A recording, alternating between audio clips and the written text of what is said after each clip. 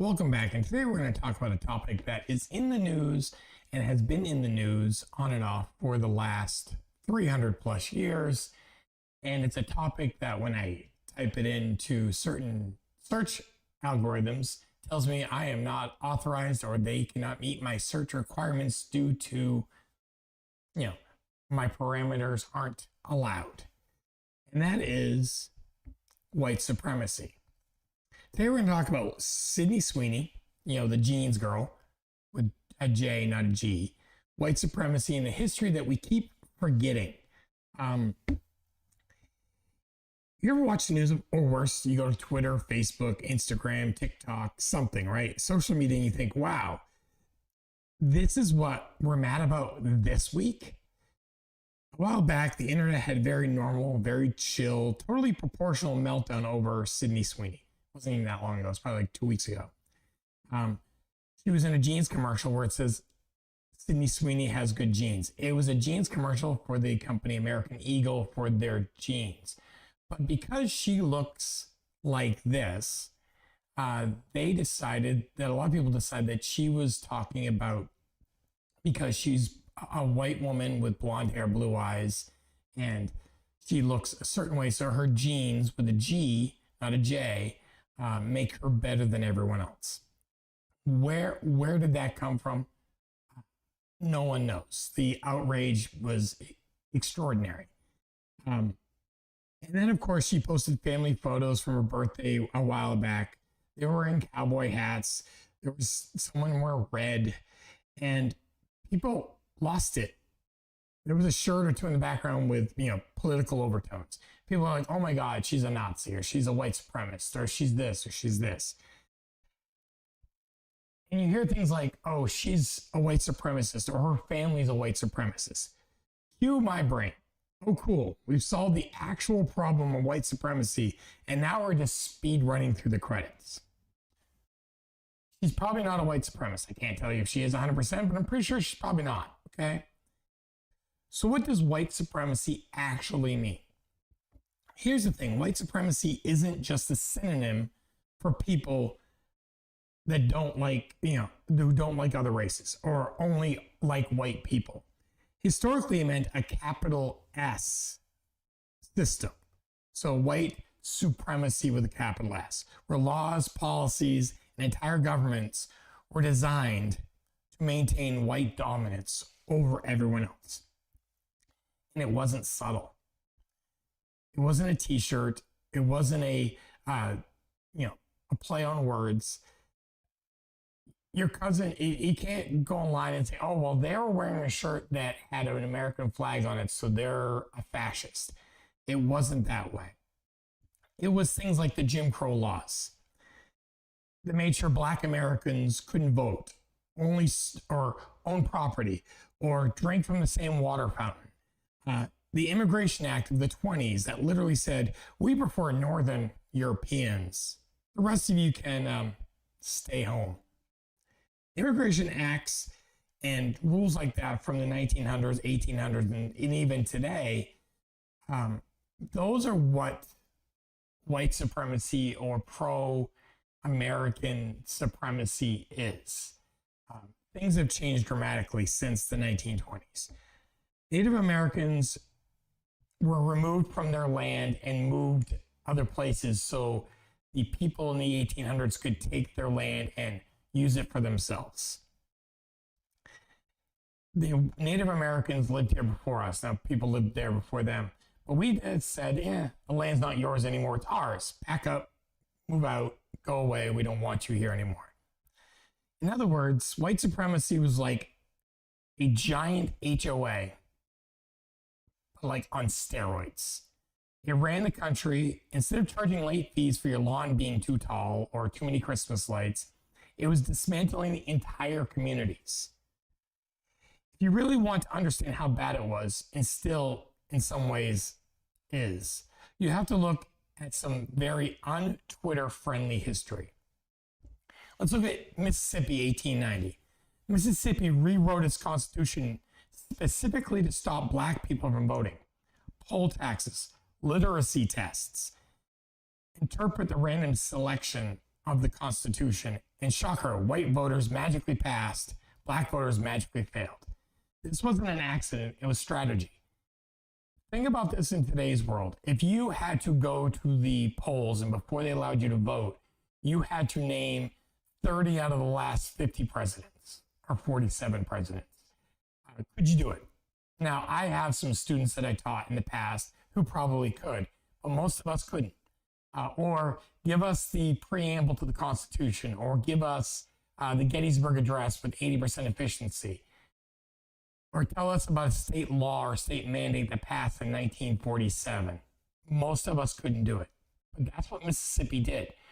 When the slaves were freed in 1865 and so on, and the Juneteenth stuff and everything else passed, under the Constitution, they should have been allowed to vote just like everyone else, well, except for women, but that was later on. But they weren't. They were given certain things they had to do, certain hoops they had to jump through just to show that they were good enough to vote. And most of the time, they couldn't do it, at least not in Mississippi. Fast forward 30 years, Tulsa. The Greenwood District, aka Black Wall Street, was thriving. Families were growing, money was exchanging, businesses, theaters, banks, all black owned, all thriving, all doing great. Then a rumored assault, probably false, led to armed white mobs burning it to the ground, killing hundreds. This wasn't just violence, it was an economic eraser. They made up an attack to give them justification to burn a city to the ground. Now, George Floyd was attacked, was hurt, was killed by police. He was black, they were white. But what ensued was certain aspects of black businesses were burnt to the ground. White businesses were burnt to the ground. They were protesting police brutality by burning the city to the ground. That's not how you get your message across. Burning a city to the ground. When Rodney King was assaulted by police back in the 80s, and then the police were let go, they weren't even found guilty. Los Angeles burnt to the ground. Again, mostly black-owned businesses were burnt by the people protesting against white supremacy, were burning black businesses.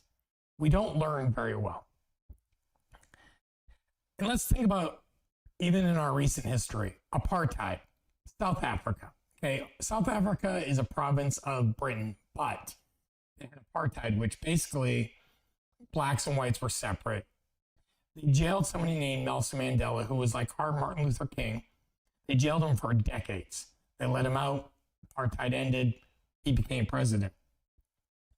But sometimes Americans think white supremacy is just our thing. South Africa, again, British government, entire legal framework until the 1990s was designed to keep white people on top, and it looked eerily familiar to Jim Crow laws, like very similar. And the difference is in America, when we jailed people, it was for a shorter period of time. Nelson Mandela was in prison for decades, and no one seemed to care. So what is the difference between historical outrage, historical memories, and social media outrage? Today we have Twitter or X, TikTok, Instagram, Facebook, Snapchat, and YouTube, and everything else, right? In 1860, they didn't have that. They had newspapers. And back then, the news was slow, methodical. You didn't always get everything, but you got enough. And here's the problem. With every celebrity scandal, some part of it could be white supremacists or Nazis or racism, or they're tone deaf to today's world. But if we keep doing that, if we keep calling everybody a white supremacist, if we keep saying everything is racially motivated, if we keep calling out everybody for every small thing they've ever done in their life, the term starts to mean nothing. The fight, the battle, the struggle that went on for hundreds of years and still goes on today in certain parts of our country and the world that struggle loses its bite, its fierceness, because everybody is a white supremacist.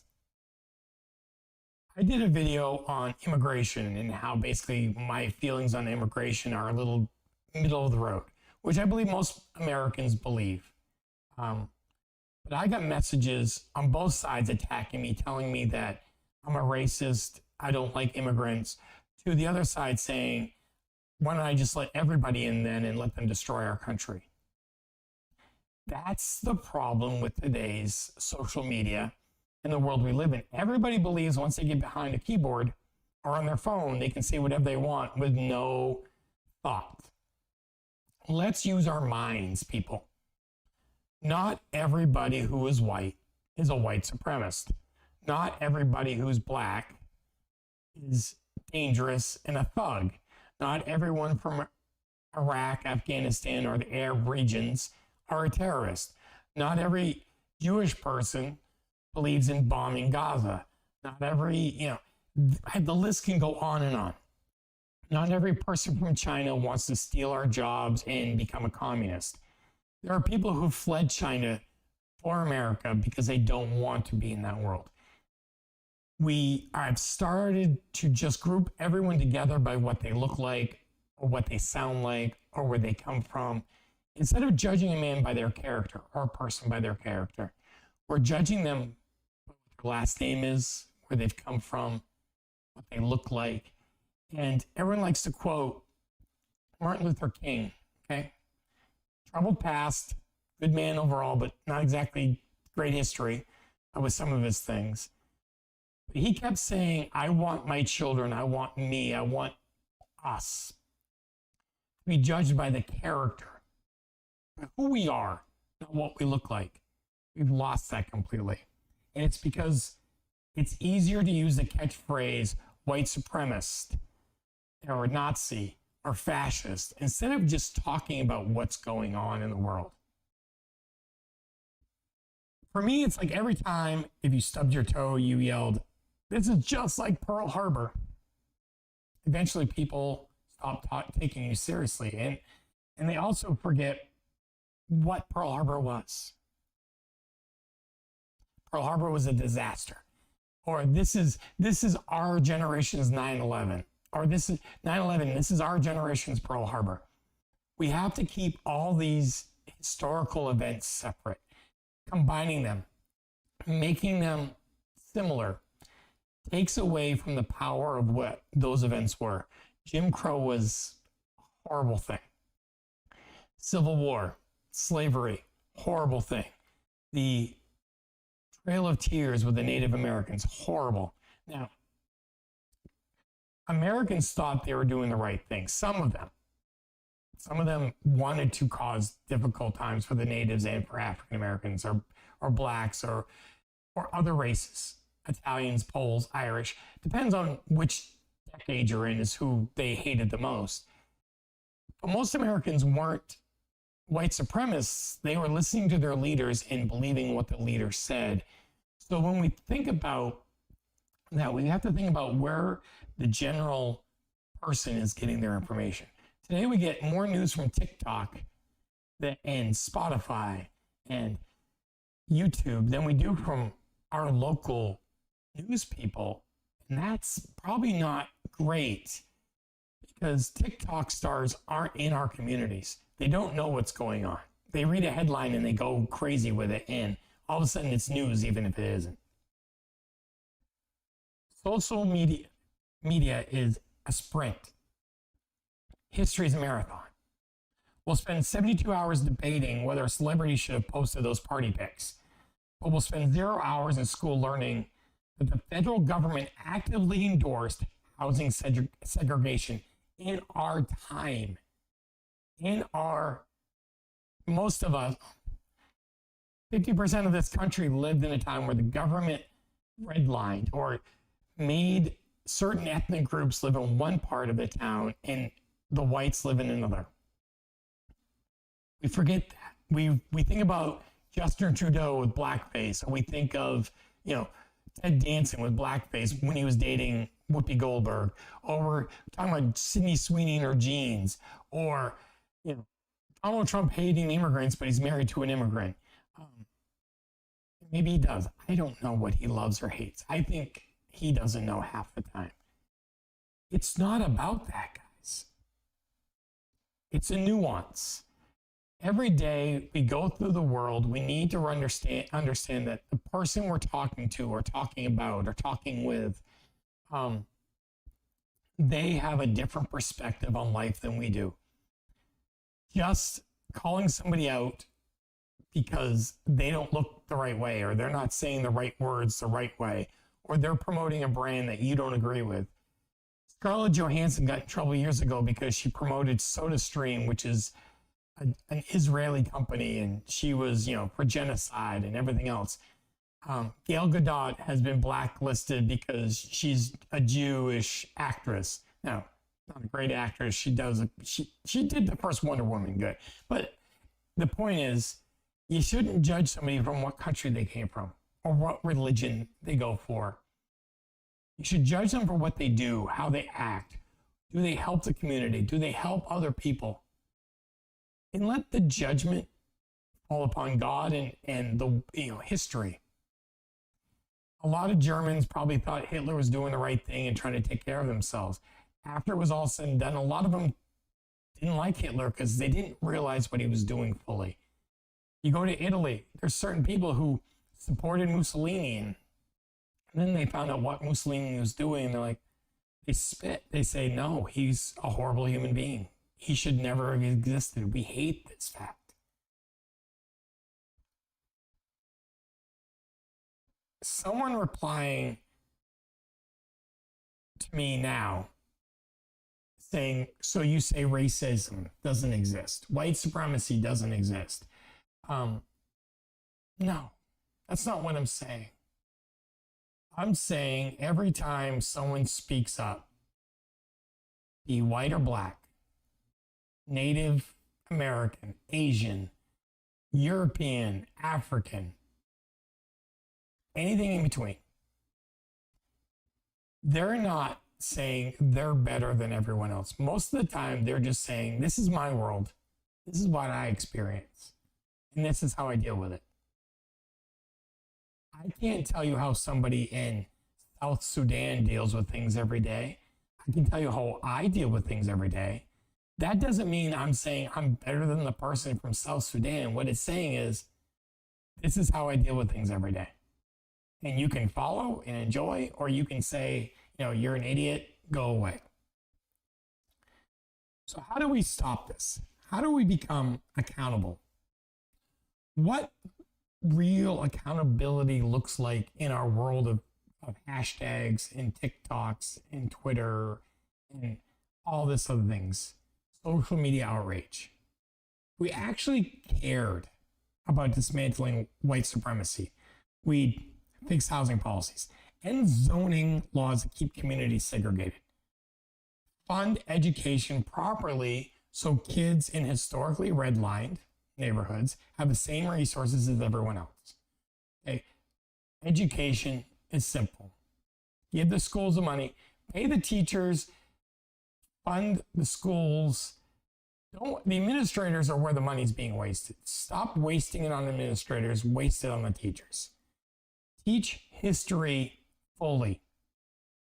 When I was a teacher of history, I would have sometimes the administration or principals would come up to me and say, how are you going to teach this?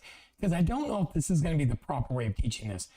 I actually taught at a public high school, and the school did not like how I taught about ancient Egypt and Greece and how Cleopatra was not Egyptian, she was Greek, and the pregnancy with Alexander the Great and the whole shebang. And because by telling the students that she wasn't really Egyptian, I was demeaning the Egyptian people. It's history, guys. I can't change it. I can either tell you what actually happened or I can lie to you.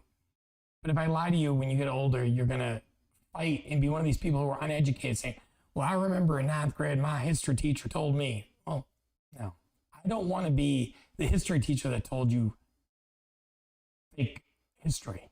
Now, have I learned things over the past that were wrong later on in life? Yes. Like I was taught in the 80s that everyone on the Challenger shuttle, when they exploded, they all died right away. Come to find out they didn't. I have learned historical events that have happened that didn't happen the way they told us for decades. And then magically, when it's, files got unsealed, we find out different history. History changes. But when it changes, we teach what's real. We teach what we can prove or what that has been documented with as much fact as possible. Everyone was basically nice after the Civil Rights Act version of history is not the right history. Saying everyone loved the Civil Rights Act, everyone just held hands and sang Kumbaya around the world. That's not how it happened. People hated it still. There was bombings, there was riots, there was hosing of people, there was burning of buildings and crosses and everything else.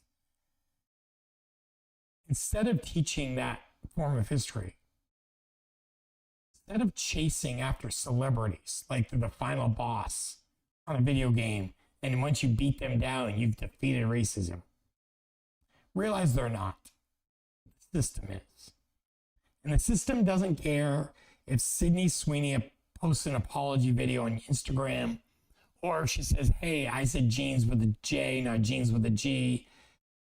No one cares historically. Historically, that event is going to be gone. But we're making it all the rage right now. White supremacy, historically, was the water the country swam in. Our country, a lot of countries. And for a lot of people, it still is. It wasn't a scandal. It wasn't a hashtag. It was the law. It was a law. And that law, people followed because they thought that's what they should do. So by all means, call things out when there's a problem. If you see someone saying something or doing something completely wrong, blatantly wrong, call it out. But don't confuse a bad photo op or a play on words as a full weight attack on historical, systems. And don't think Sydney Sweeney is coming after, going to go and join the KKK because she has good genes. KKK, bad place, bad people. Most people there are not great people, okay? They were formed under a century-long system that encouraged them. It was like being part of the Boy Scouts or the Girl Scouts or anything else. Being part of not AA, but AAA or AARP. It was just something you did. And not everybody in there believed that they were better. But not everybody was violent. Not everybody was horrible. Instead, they were doing what their dad did, what their grandpa did. And a lot of members quit or left after they joined, just like Scientology, just like Mormons, just like Jehovah's Witnesses, just like other cults. People leave when they realize what's actually going on. But they were part of it at one time. Don't judge people for what they did in the past. Judge what they're doing today. Because in 1890, the Mississippi state legislature didn't need to scroll through Instagram to decide whether or not people deserved rights. They already knew their answer. And their answer was, no, you don't look right.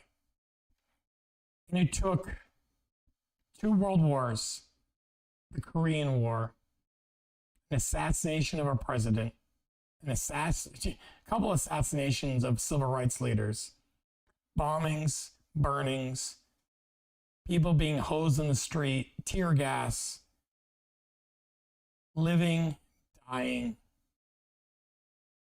just overall exhaustion of a people for us to get where we are today. Well, we're not perfect. Not everyone in our country is a racist. Not everyone in our country is a white supremacist. Not everyone that you know who makes a funny joke or wears an America First t-shirt or America t-shirt or wears a red hat or wears the wrong tie they're not white supremacists. They're people just like you, just like me. And they're living their life. And every day they do their best for themselves, for their families. They live their life with faith, with honor, with integrity. There are some bad people out there, but not everyone is bad. Because if everyone is bad, then you're bad too.